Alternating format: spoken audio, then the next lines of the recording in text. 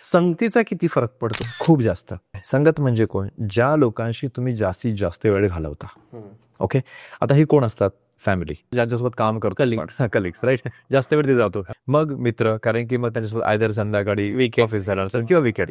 तर ह्या लोकांसोबत जेव्हा वेळ घालवतोय आपण, आता वेळ घालवणं म्हणजे काय, तर जेव्हा तुम्ही पण त्यांच्याबद्दल थोडे रेडी आहात, रिसेप्टिव्ह आहात, की त्यांच्याकडून येणारे आयडियाज तुम्हाला रेडी आहात तुम्ही.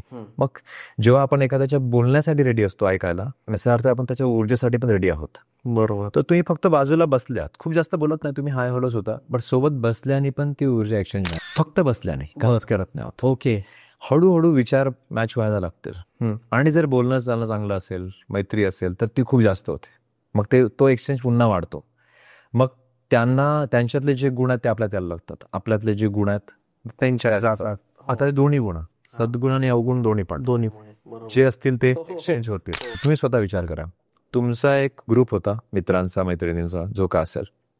मग एखादी व्यक्ती दुसऱ्या ग्रुपमध्ये वेळ घालवायला लागली त्या मित्रांपैकी, आणि तेव्हा तुम्ही याला एखाद्या महिन्यानंतर त्या व्यक्तीला भेटता, तर तुम्हाला दिसतं की नाही ज्या व्यक्तीमध्ये आता बदल आलाय, ही व्यक्ती सेम राहिलेली नाहीये.